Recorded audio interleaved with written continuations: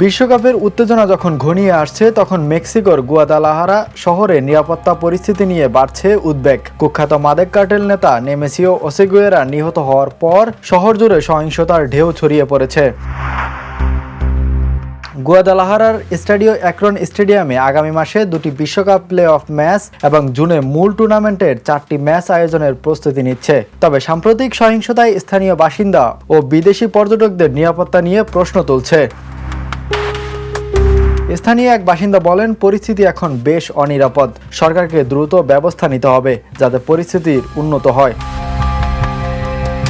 বিশ্বকাপ শুরু হওয়ার আর মাত্র 100 দিন বাকি। মেক্সিকোর ফেডারেল সরকার ও জেলিস্কো অঙ্গরাজ্যের প্রশাসন আশ্বাস দিয়েছে কার্টেল সংক্রান্ত সহিংসতার টুর্নামেন্টকে প্রভাবিত করবে না। এদিকে ফিফা জানিয়েছে মেক্সিকোর কোনো আয়োজক শহর বাদ দেওয়ার পরিকল্পনা নেই। আগামী শনিবার অ্যাক্রন স্টেডিয়ামে বিশ্বকাপ ট্রফি প্রদর্শন করা হবে। মেক্সিকো এই বিশ্বকাপ যৌথভাবে আয়োজন করছে আমেরিকা ও কানাডার সঙ্গে।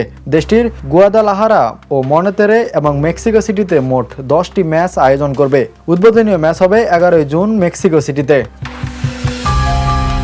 সহিংসতার মাঝেও আন্তর্জাতিক প্রীতি ম্যাচগুলো নির্ধারিত সময়েই অনুষ্ঠিত হবে। আগামী মাসে মেক্সিকো খেলবে ক্রিস্টিয়ানো রোনালদোর পর্তুগালের বিপক্ষে ঐতিহাসিক এস্তাদিও এস্তেকা স্টেডিয়ামে।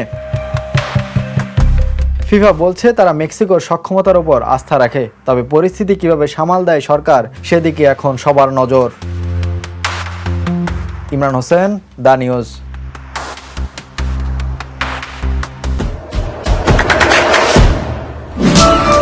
দেশে দেশে সবার সাথে দ্য নিউজ।